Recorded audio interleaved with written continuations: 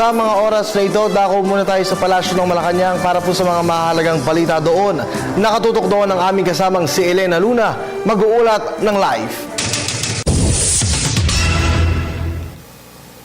Maraming salamat, Kirby. Tiniyak ng palasyo ang patuloy na pagbibigay ng tulong sa mga naulilang pamilya ng SAF-44 sa Maguindanao. Sa katatapos-tapos lamang na press briefing ni Deputy Presidential Spokesperson Abigail Balte, sinabi niya na ginamit ang pondo ni Pangulong Aquino, ito ang kanyang President Social Fund, at direktiba raw ng Pangulo na pag-aralan pa ang iba pang mapagkukunan ng pondo. O pagbibigyan. Yung as far as the assistance from the Presidential Social Fund, all that has been already given to the recipients and to the families.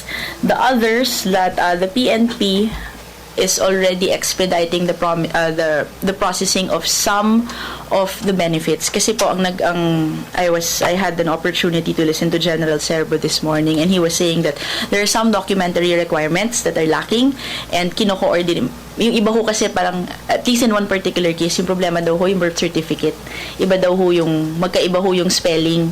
And because we are bound by, while these are benefits, we are still bound by auditing rules, and we would have to comply with the necessary documents before they are released. But as far as, yung tinitingnan ko po dito, even yung mga request for livelihood or employment, processing, being processed na po yan. So 61 relatives po nung PNP SAF are being given employment or enlistment assistance. Yung iba po, teacher sa DepEd, nurse po sa DOH, meron naman po enlistment sa PNP, meron naman pong PNP non-uniformed personnel, meron po for AFP.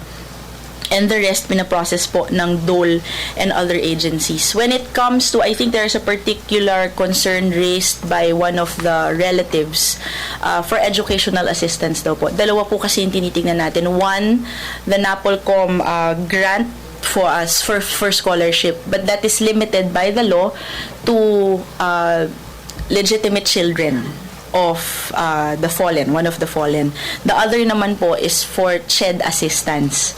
Kapag hindi po sila mag-qualify doon sa NAPOLCOM scholarship or sa CHED assistance, nagbigay po ng instructions ang Pangulo sa Executive Secretary na aralin kung ano pa ho yung ibang mga pondong pwedeng itap para naman po sa kanilang educational assistance. So hindi po siya limited sa anak, sa naiwang magulang, yung kasama din po yung mga kapatid madalas na nabibigyan po natin ng assistance.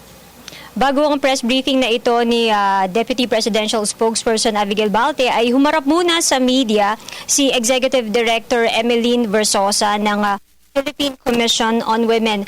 Ibinalita niya sa atin at ipinaalala na ang buwan ng Marso ay Women's Month at ibinahagi niya sa atin ang mga ginagawa ng komisyon para sa kababaihan. Kabilang daw dito ang pagsusulong sa Kongreso ng pag-amyenda sa Revised Penal Code, ang probisyon ng concubinage at adultery, pati na rin ang pagsusulong nila ng pagkakaroon ng anti-prostitution bill. Sinabi rin niya na magkakaroon sa linggo ng simultaneous street dance kaugnay ng Women's Day at iniimbitahan niya ang lahat na pumunta sa Quezon City Memorial Circle alas 8 ng umaga. Itong street dance na ito ay gaganapin rin sa 7 ibang lugar sa bansa, kabilang na ang Ilocos Sur, Pampanga, Cebu at maging ang Sultan Kudarat. At yan ang ating balita mula dito sa Malacanang. Sa tulong ng RTVM, ako si Elena Luna para sa Telebisyon ng Bayan. Maraming salamat sa iyo, Elena.